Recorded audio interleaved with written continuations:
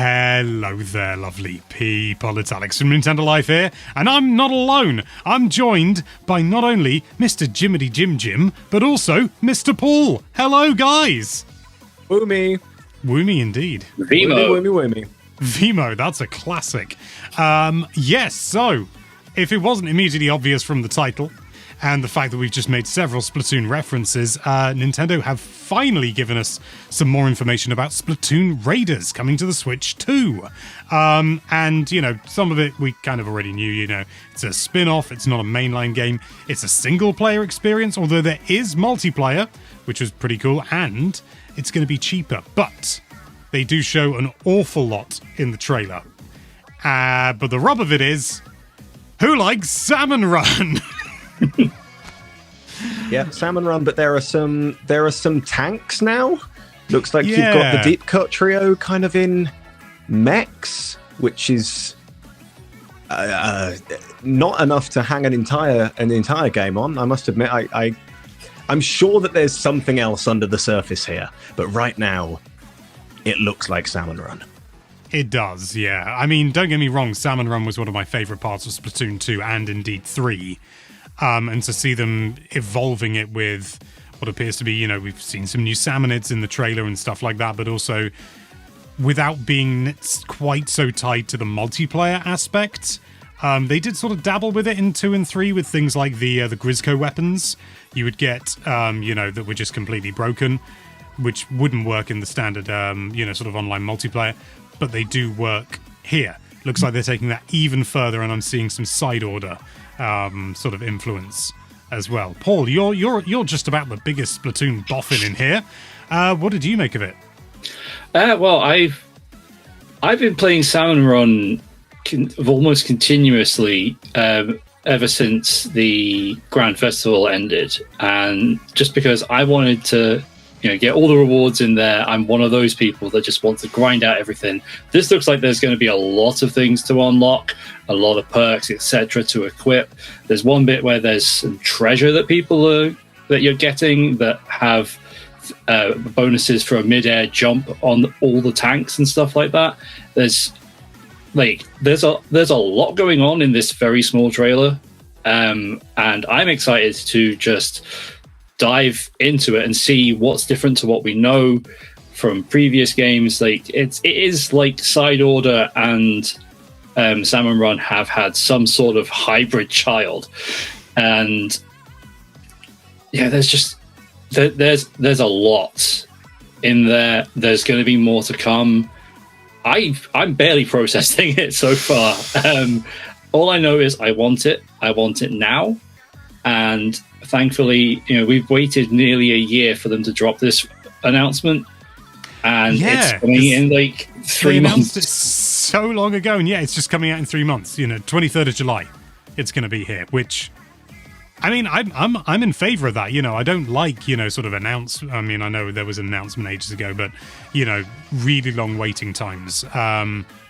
And yeah, I'm just the same as you. It's almost an overwhelming amount of information that they throw you. Like there's, you know, you can craft different weapons, it looks like, and things like that.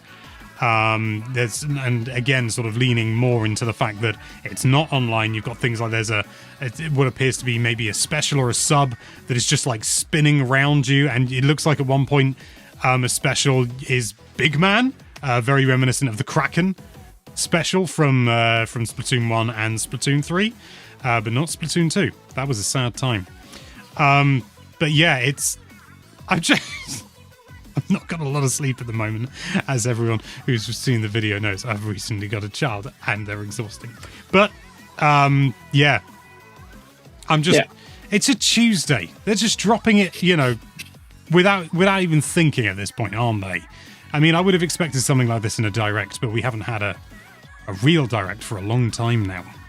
I think that there's going to be, well, we keep saying that this is looking quite big. It's looking like there's going to be a lot. And the thing that I found interesting was how there were a few shots where it kept cutting back to a map, and a map that just kept getting bigger and bigger and bigger. More clouds pulled back, and there was more spaces and more spaces. I wonder whether there's going to be a bit of a not open world, but open zone component to this, a bit like the single player content in Splatoon 3, where you could go around and there were collectibles that you could find in those various areas before you dove into the pipes and undertook the missions within. I wonder.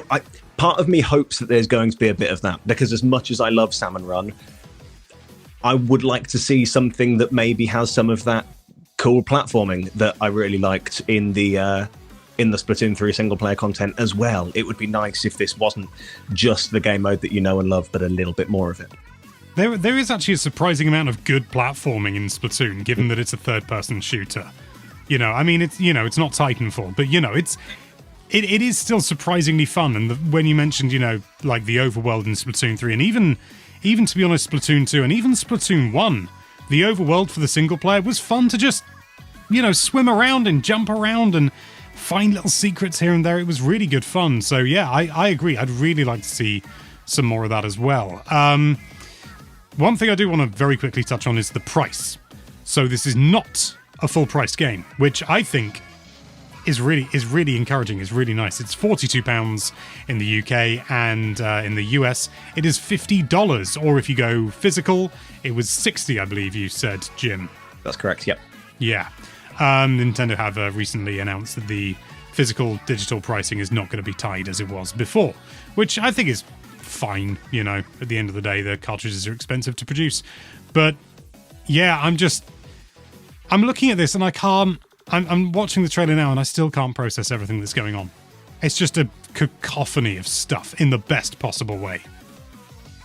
That wraps up with an announcement of 3 new amiibo as well, with bases that clip together, which is fun, but it's more deep cut amiibo. How many deep cut amiibo? I love deep cut as much as the next man, but how many deep cut amiibo do we really need?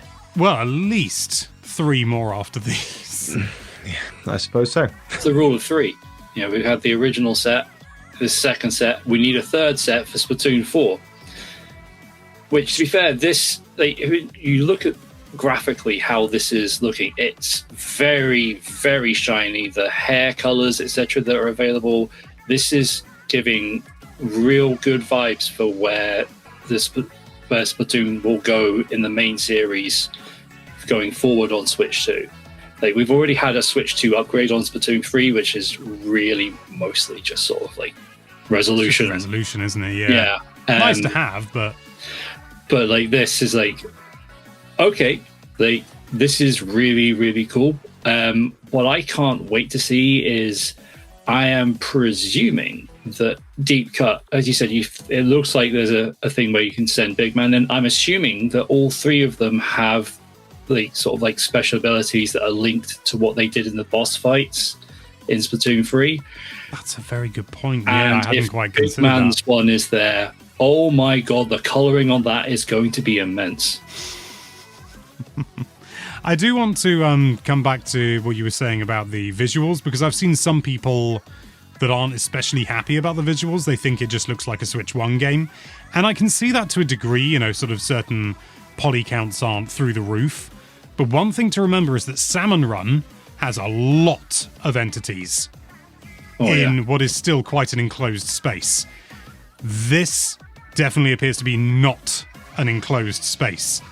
And as we've seen with even, sort of Splatoon 2, and I think Splatoon 3 as well, the hub, not overworld, but, the sort of the cities that you walk around in and everything like that, the menu, they always ran at 30 until this Switch 2 version for Splatoon 3. And this is obviously an open zone or world style game, and they're getting it to look, I think, still noticeably better than Splatoon 3. And also the lighting is really, really good when you start looking at the shadows and everything like that, and the way that the lighting bounces off things. It's very much a big upgrade. Things like, you got volumetric clouds and stuff like that as well. It's a subtle bump, but because it's a subtle bump in an open world environment, I am very much looking forward to what they can do in a more closed off environment, a la Splatoon 1 to 3. Splatoon 3 is a nice game to look at as well. Let's not forget that. To have more games that look like Splatoon 3, that's no bad thing. I'm okay with that. And you know Nintendo are going to be like pushing 1440p for this. I mean, we don't... Okay, I want to make that clear. We don't know that. But I think they're going to certainly be aiming for that. It would probably be dynamic res or something like that. But, you know, Nintendo really hasn't been afraid of pushing the resolution and utilizing their, you know, sort of their own brand of DLSS. Don't know if that's happening here, but, you know, we're just going to have to wait and see. But any closing thoughts, guys, apart from, God, I need it now and some sleep? I wish that my big man amiibo came in a tank.